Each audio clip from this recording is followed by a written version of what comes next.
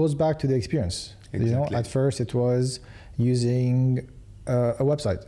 Then it became to you go to shops in brick and mortars and you actually see how the outfit looks on you. But you actually had to go there. Now, at the comfort of your home, you're actually able to experience whatever the brand wants you to experience. So, and again, it's there, but it hasn't been taken to the masses yet. And even I was in a conference 2 weeks ago in Germany, Mexico, and you had a whole section of a whole hall purely about metaverses, Web3.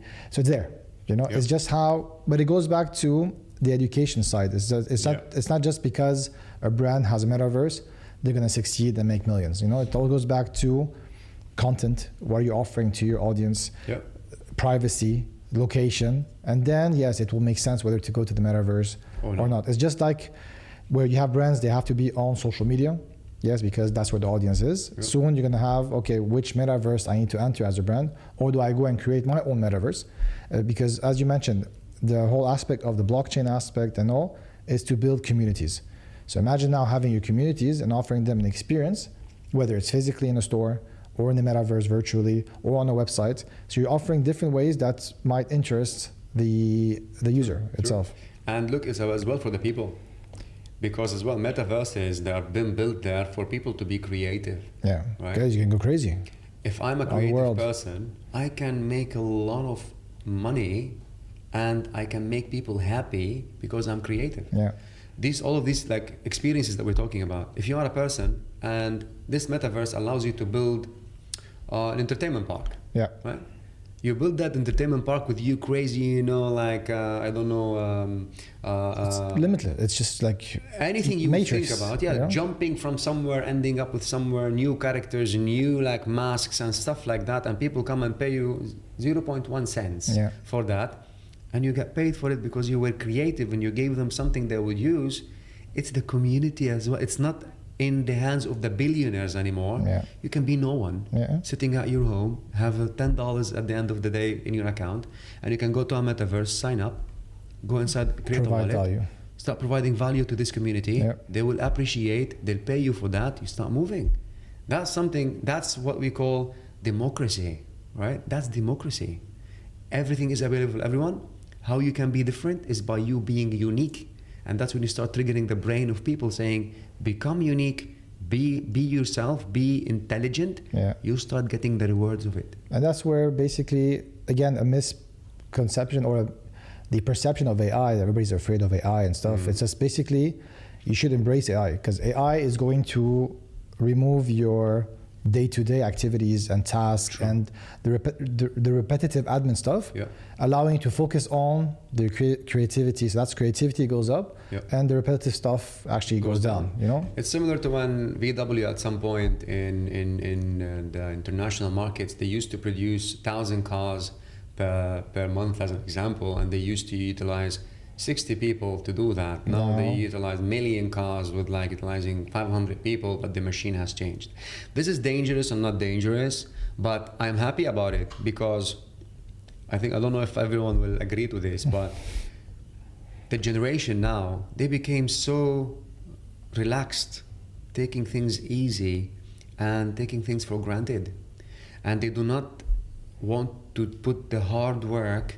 And this discussion actually I had with a lot of people in the market, and they tell you we are experiencing a lot of this. They want to jump the ladder so fast. I understand, and this is great, and put this ambition, but step by step. Be fast by learning. Be fast by being unique, but don't be fast because you want to be fast and you want to reach the top of the ladder easily, because life is not like this. And AI will come to teach them the lesson. 100%. Because AI, what is your, today I would put you an example, you versus AI. Who will generate this for me faster than you? Of course the AI. 100%. So what's your value? Because you're smarter than the AI. We generated AI as human beings.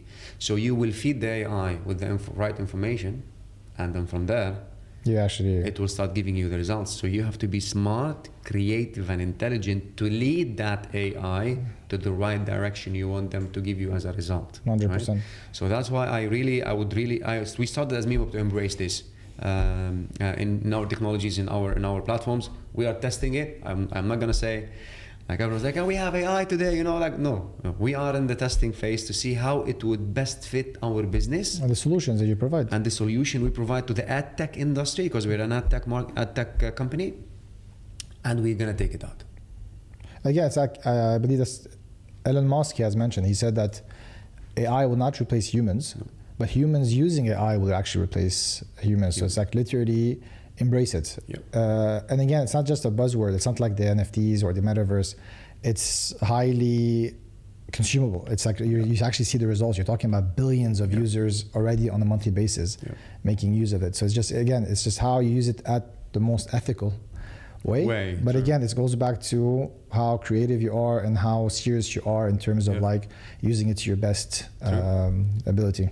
And I would like to say, like, for the next sessions maybe that we're going to come into, we're going to speak about the scandals that happened internationally by not utilizing the data properly, why it's so important. You as a person, when you go and opt out from Apple or Android from advertisements, what does that mean, right?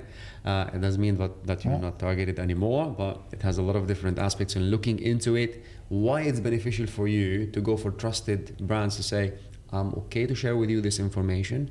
What is in return for me and how you're going to use it. And that's a complete different volume of information and discussions you're going to put in, like actual if you want, moments has happened in the world where you see companies shut down because of that, and they have changed the path of history because of data, and they were not legit, and they were like playing with that one, and there's no rules and regulations were followed. And I'm 100% on the GDPR compliance. Yes, rules has to be done, to be set there. And data, I think at some point it was, data is the new oil, at some point 2016, 17. Today I would say data is the currency, the new currency of the world. And as you see, brands on like technologies are trying to implement chips under your skin. They want all of them want to embrace their first party data. They don't want to share with them. You know, they've spent they spend so much gathering those data. So they want to keep it themselves. They want to actually embrace it, nurture them, create the whole community. And that's the only way moving forward. I just like random information before we are out of time for today, is that in 1 year, 1 year and a half, in Europe, you're not going to be allowed to advertise anymore for chocolate. What's that? So chocolate, because you know that you are enticing people to go eat chocolate, and it's sometimes not that healthy. Affect the human being. And affecting the human being and the diabetes, and because you don't know if that person has diabetes or not, so you might be throwing that. So only to the ones that have explicitly given you consent that I love chocolate will only. And then you can target them with the chocolate brand. It's a major cleanup. 100%. So which is great. And this will limit a lot of phishing, a lot of like bad impact on humanity, which is great. So that's when zero-party data comes in place, and that's why brands similar to chocolate brands, right, should embrace it from now. Should embrace it from now. Start working, and I started working with the brands internationally, especially in Europe. They thought ahead of time, and now they're working with MEmob on how we can get our customers today, where we have access to them before this hits. Because today you have access to everyone. Everyone can tell you, I like chocolate, I don't like chocolate. Tomorrow, or when this happens, how are you going to get to know the people that like chocolate? You cannot reach out to people asking them if they like chocolate or not. So that's where they have to start now. There's a lot. I urge brands and marketeers sitting on international brands in the MENA market to start looking into what they are doing outside, and the new regulations that they would come in place, because we always follow. It's already happening there, so it's going to come in the MENA region anyway. So don't be late on this. Hit it. Cookieless world, we've been talking about this. I think we're going to talk about it next year. In a year or so. They pushed it, but they're going to go that. What does it mean for cookieless world? What we have to do. Idealist world, what we have to do, right? There's always solutions, but it's going to start limiting you as a person to go and say, I have all of this, but I have to work for it. And then working for it means you're working with the people and the audience hand in hand. And from now. Goes back to the community. 100%. All right, so one last thing. Ihab, as a leader in the industry, where do you see the future of data intelligence and marketing technology headed in the next decade? It's going to be a tough road to drive on. In the presence of the big mammoths of Google and Facebook and the monopoly and the W3 leading the communication on the data. Nevertheless, I'm a big believer in all of the AdTech industry where we are trying to democratize, the whole advertising world. Definitely is not gonna be as easy as it used to be before, but we will pave the way towards that. We found solutions before. We're gonna keep finding solutions now. Data will be the key, of course. Everyone is moving towards the data. People will embrace data because they will start getting the benefits of that data as well. Everyone is opening their eyes. What is in it for me? And that's what our AdTech companies now, and I saw a lot of them when I fly around in Europe and US thinking about people first. It's gonna come to an enrichment, of course, it's gonna go down and it's gonna go up again. Nice. At some point in Europe, companies closed because of GDPR compliance, because they had a lot of time and money to put there to clean, right? Like Drawbridge, for example. We all know Drawbridge and what happened. They were one of the most amazing companies, and at some point they shut down completely. Yeah.